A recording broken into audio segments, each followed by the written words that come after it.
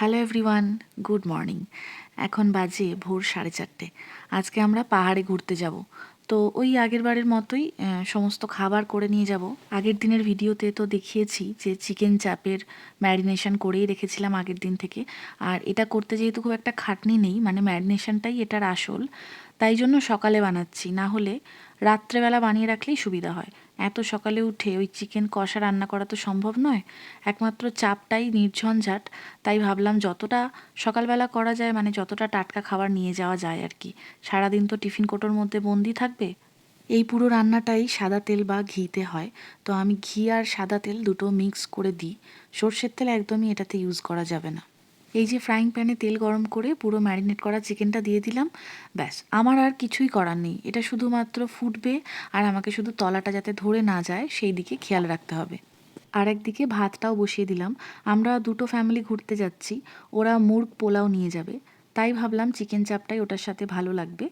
আর সাদা ভাতটাও সঙ্গে নিচ্ছি যদি কেউ খেতে চায়। এই সময় তো ইন্ডিয়াতে বিকেলবেলা, তাই বাড়িতেও সবার সাথে কথা বলে নিলাম কাজ করতে করতে। এইবার বানাচ্ছি ব্রেকফাস্টটা।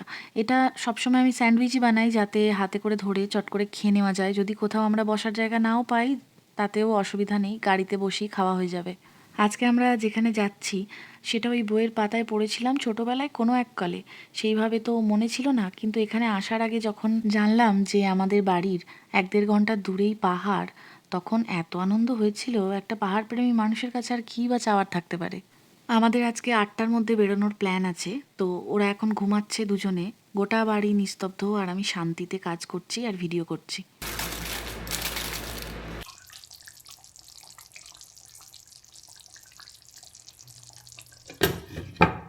যতদিন স্কুল কলেজ ছিল ততদিন তো সকালে ওঠার ব্যাপার ছিল, পড়তে যাওয়ার ছিল। তারপরে আর কখনোই বোধহয় আমি সকালে উঠিনি। আমার মা তো বলে বলে প্রায় ক্লান্ত। কিন্তু এরকম কোথাও যাওয়ার থাকলে আমি জানি না কিভাবে যে আমার ঘুম ভেঙে যায়, অ্যালার্ম বাজার আগেই আমি উঠে পড়ি। এখন বাজে 6:30, আমার কাজ কমপ্লিট। ওদিকে চিকেনটাও প্রায় হয়ে গেছে, আর একটুখানি চাপিয়ে রাখি। এইবার তো ওদের ওঠাতে হবে, স্নান করার ব্যাপার আছে, খাওয়া দাওয়া রাস্তাতেই করব। এখানে তো 6:30তেই সূর্যোদয় হয়, কিন্তু আজকে দেখছি যে আভাটা ফুটেছে ঠিকই, কিন্তু সূর্যের দেখা নেই। মেঘলা আকাশ। কপাল খারাপ হলে যা হয়। এই যে সব খাবারগুলো এক জায়গায় করে নিয়েছি, অল্প কিছু স্ন্যাক্স নিয়েছি, গাড়িতে যেতে যেতে তো লাগেই। আর এখানে তো আশেপাশে ওরকম দোকান থাকে না ঘন ঘন।